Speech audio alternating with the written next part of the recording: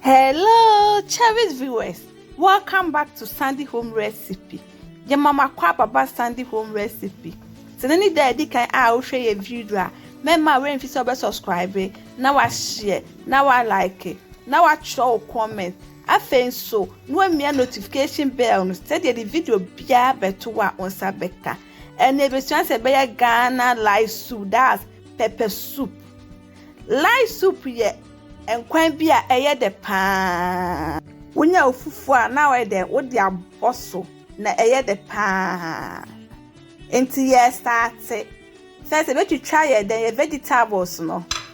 We to try jene be use half. Near the half so ye de aton kwan no mu.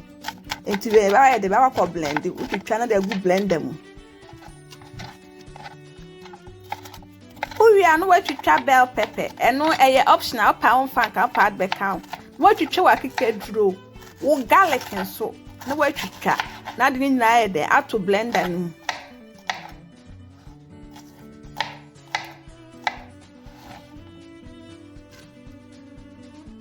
We are no way to try carrot tobacco. Na carrots no pa. You soup and so I obey you soup. Which you try no sooner and say that count. We are now the amakomi no stop makome bread ya the makome bebe kan. It's now the rosemary so I the account. Now the enso half cup. Na fe the wa for blending ama na the after. It's no what do the sim chen. Na wa hwe wu na ntwina me de egu pan no. Now the oya ma de ni na ntwe kotodwe na e din tim di kan e den eno aye. Nti we are na wo blend ye na e den wo de egu so. Now the sija so. Itu ya now the tomato paste at 3% baako. Now the enchin at 3/2 de agum. Now the MAGGI de agum na afedie wanu.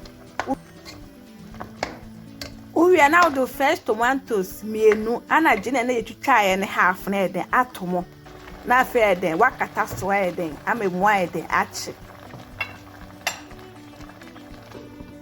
We are na eden web yes no anum kakra said there was so nyina be kofom ani nyina mu best me fine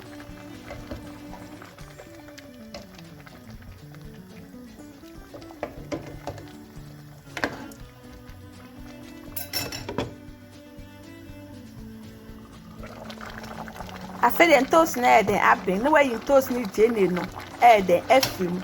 Now the cogu will blend them near the what blend them and wire there. I'm an affe.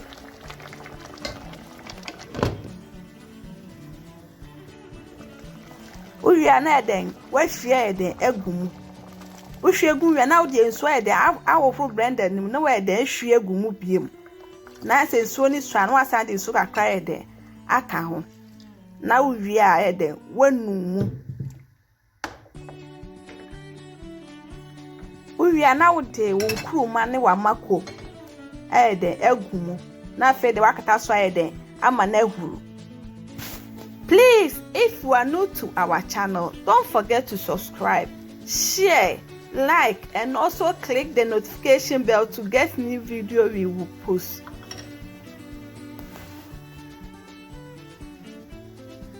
Akaka na yankwa na eden. Are you ready? Washe fena kono wanya ofufuo bi pa na wo de aboso a jai afedi aben na wadum na wa serve wen ene dikan a wo hwe ye video a mema we mfisa wo be subscribe na wa share na wa like afenso wa miya notification bell no say the video bia beto wa on side ebeka.